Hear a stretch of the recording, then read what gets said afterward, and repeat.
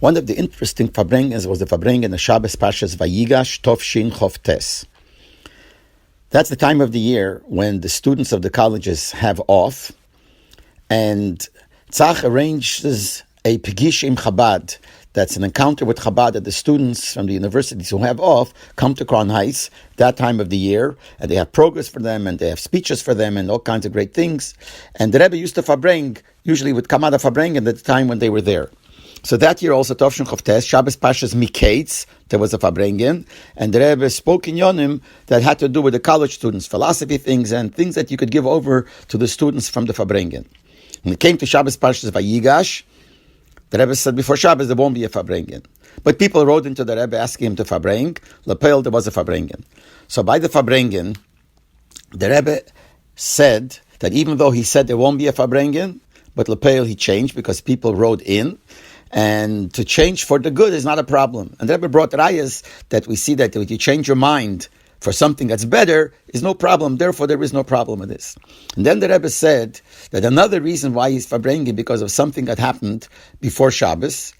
And the Baal Shem Tov said that whatever a Yid sees or hears, even in Weltische things, he's supposed to take it as a lesson in Avodas Hashem. So we have to take a lesson from that. And what is that? That before Shabbos that week, they came with a rocket very close to the moon. A rocket with 3 people came very close to the moon, and they orbited around the moon from both sides, the light side and the dark side. And the Rebbe didn't mention, but I think it was about 10 miles to the moon that they came. And the Rebbe said, this is something that made a big tumult and a big shturim, and therefore we have to learn and the lesson from Avodas Hashem from it.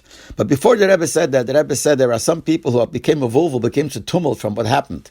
Because in Kiddush Levana we say, that we cannot touch the moon. And here we see they came very close, and the Rebbe said very soon they're going to land on the moon. So here we see that they could touch the moon. So it's something wrong, chas v'sholom, with the tefillas, and it made a whole bilbul by some people. And the Rebbe said there is no reason to make a bilbul. This is amaratzes. We don't say that we can't reach the moon. What we do by Kiddush Levana is, it says we take 3 jumps, and then we say, Keshem shani reik negdech ve'eni yochel in ge'abach, just like I jumped towards you, and I wasn't able to touch you, so too, etc. No one should touch me, lirot, so bad, etc., etc. We're not saying we can't touch the moon. We're saying that when we jump, we can't touch the moon. And the Rebbe said, in the meantime, nothing happened yet, that an old man with a vaisa bord, a long white beard, should give a jump, and he should land up on the moon, and he should touch the moon. That didn't happen. That doesn't happen. And that's what we're saying. That Kishem shani reikid nekdech ve'eni yochel ge'abach, and I can't touch you by jumping. But the fact that we can touch the moon, it doesn't say anywhere that we can't touch the moon, and we'll reach the moon.